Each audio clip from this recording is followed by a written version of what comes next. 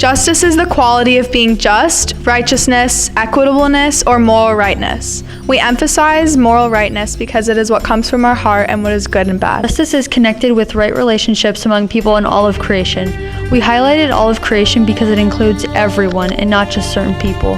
In justice, we have to enforce the laws so that everyone is treated fairly. In justice, the vision focuses on people, on individual and social well-being. In justice, the main focus is our people and relationships. Everybody needs to have relationships in their daily lives and to help them get through the bad times and the good times too. The repair of harm to people and relationships. This is extremely important because this repair helps mend the broken relationships. We have to have a forward-looking perspective in order to restore our relationships through justice. Restorative justice response aims to bring together offenders, victims, families, friends, and community members. The encounter gives the opportunity to discuss and deal with crime and its effects. Encounter is to bring together those who have been effective and involved in any situation. The parties are able to take responsibility of their actions and reactions. Both parties seek restoration and transformation for their relationships. Inclusion is all acceptance and an all-inclusive universe. Anyone can participate in the restorative process. Inclusion reduces the feelings of alienation and isolation. Deuteronomy 19:15. One witness is not enough to convict a man accused of any crime or offense he may have committed. Lesson 4, Reintegration. Our scripture is Matthew 19:15 through 17. If your brother sins against you, go and show him his fault, just between the two of you. If he listens to you, you have won your brother over. But if he will not listen to you, take one or two others along, so that every matter may be established by the testimony of 2 or 3 witnesses. Reintegration means being reintroduced to a life outside of prison or unfamiliar surroundings. We drew a picture of a post sign with directions saying that when you're reintroduced to society, you may need help, support, advice, guidance, or assistance to help your way. We're going to talk about lesson 6, which is application. Application is to apply yourself to make a better life for yourself. Not only knowing how to use life skills, but also actually using those skills. I have a Bible quote. This comes from James chapter 1, verse 22 through 25.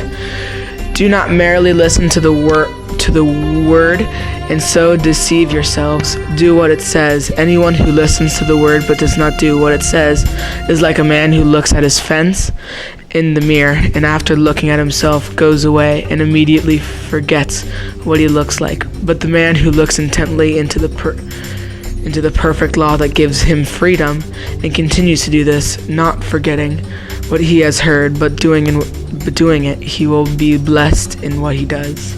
For a picture, we drew a hand holding a paintbrush because a hand represents help or assistance in a new life. And the paintbrush represents the talents and skills that a person will be able to use in their new life.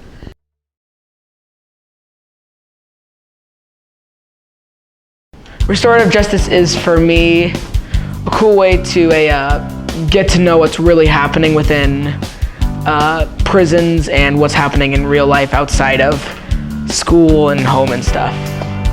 I'm taking a better knowledge of what's actually happening in prison because, I'm going to be honest, before this I always thought of prison as a movie kind of prison where everyone's super jerks to each other and everything, and trying to kill each other all the time. I'm also taking back a better feel of how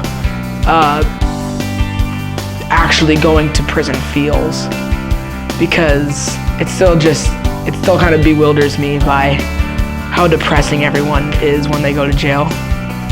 Or not depressing, but depressed everyone is. After the prisoners get out of jail, I guess, it's restoring them back into society in a better, faithful, more spiritual way.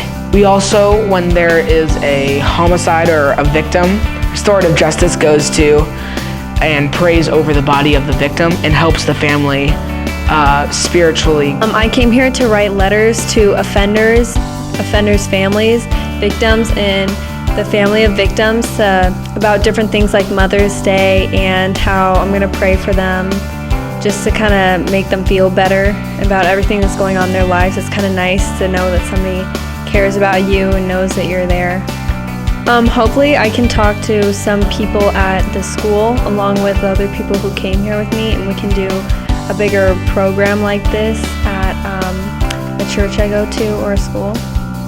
Yeah, I thought it was pretty interesting. I've never heard of this before, and I thought it had a great impact on offenders and victims of crimes in San Francisco. I was on a mission trip here, and I went to this new ministry I've never heard of that works with the victims of homicide and offenders to help them get back on track in their lives and live a normal life like everybody else. I think restorative justice is a program to help offenders who are getting out of incarceration, not repeat crimes and get back into prison, but fix their life and get a family and live normal like everybody else. What I have to share about restorative justice is that it helps everybody and it makes a big impact on those, especially when we help them. Today we wrote cards to people who were in prison or the families of those victims, and we wrote Mother's Day's cards and different holidays so they could get them, because usually they don't get a lot of mail, so we're trying to make them happy and give them a better start to their day. When I get back to Arizona, hopefully we can talk to a ministry and push to do what we did here there, so that it not only greaters people in California but in different places as well, and coming from multiple parishes and schools. I learned about restorative justice, and what that means to me is a call to incarcerated people, both in prison and those who recently got out of prison, and basically helping them and assisting them in their lives.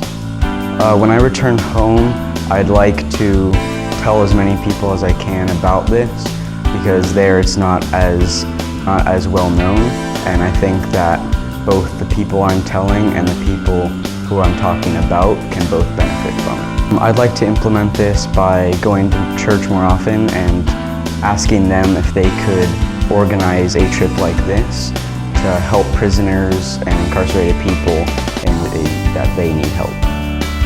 I came to this mission trip to serve others and to get a new perspective on my life and to impact the lives of others. Today we made cards for people who are incarcerated and their families as a way to support restorative justice. I'm taking back the whole concept.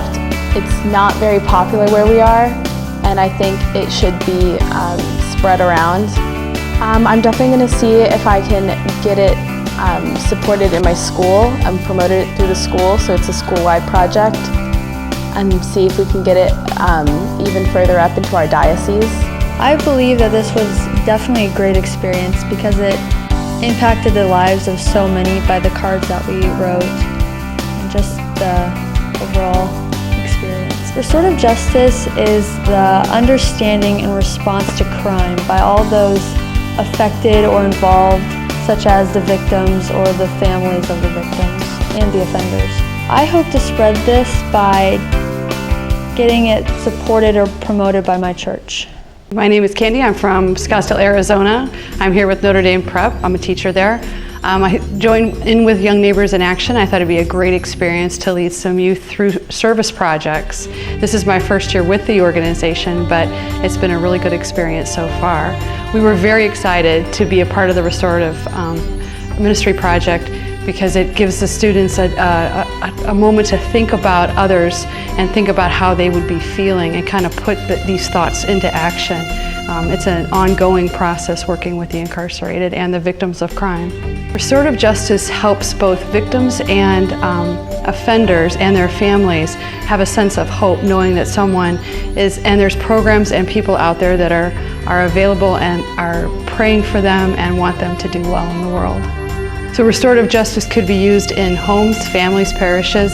It's more a way of knowing that God will always forgive and that you can always move forward in a positive way. When we return back to Scottsdale, Arizona, in the classroom, each teacher has a small group of students that we lead in spiritual and personal matters, and would be a great way, the letter writing, the card writing would be great to do for the Archdiocese of San Francisco, write some cards within these groups and mail them to you for your work here. Hi, I'm Lisa Rawlings, and I'm a theology teacher at Notre Dame Prep in Scottsdale, Arizona.